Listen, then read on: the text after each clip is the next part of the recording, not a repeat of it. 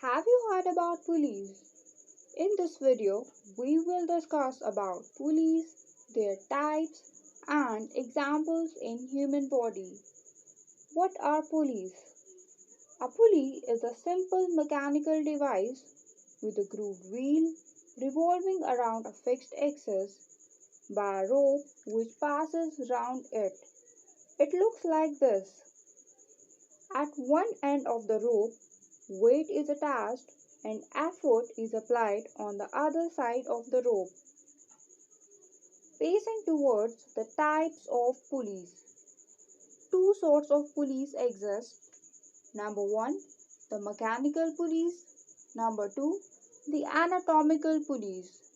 The mechanical pulleys are important for the examination point of view.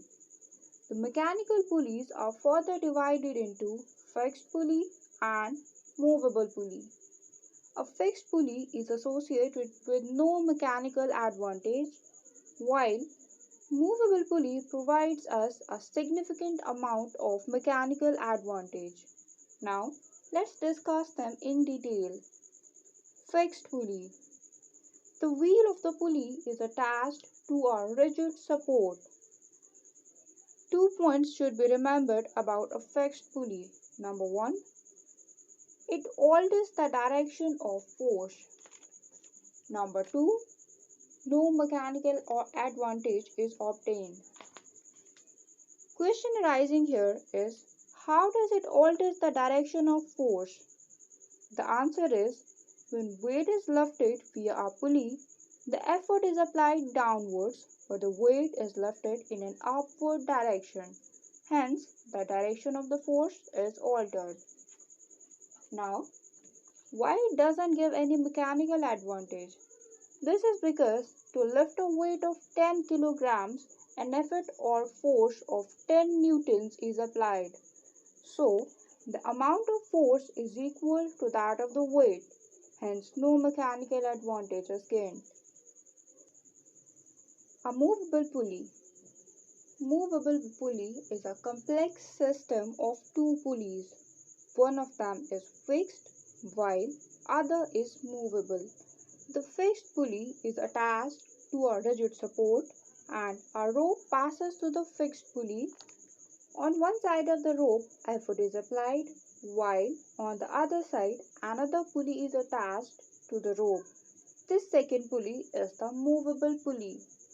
This movable pulley is not attached to any rigid support. Weight is attached to this movable pulley. This device is used to gain a mechanical advantage when lifting heavy objects. So let's calculate the mechanical advantage by the following example.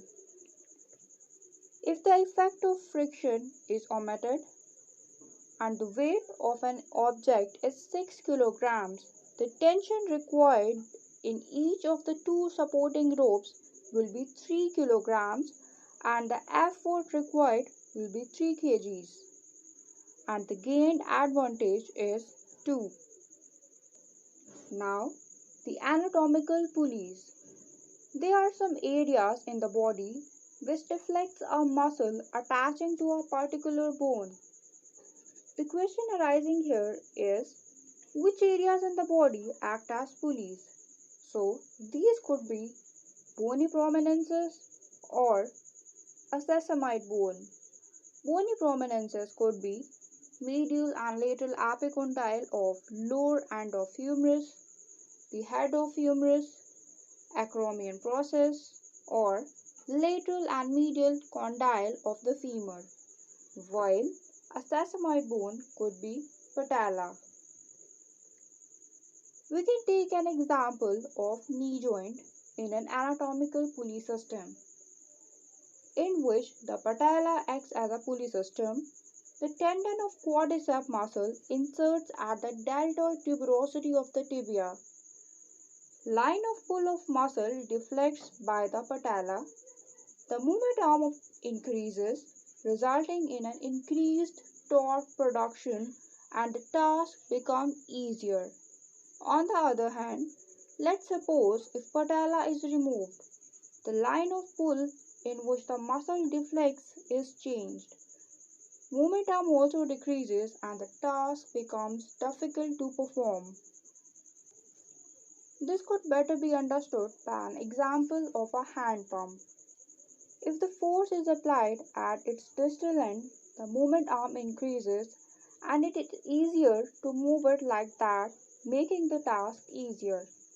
If the force is applied in its proximal end, the movement arm decreases and more effort will be required to achieve the desired outcome.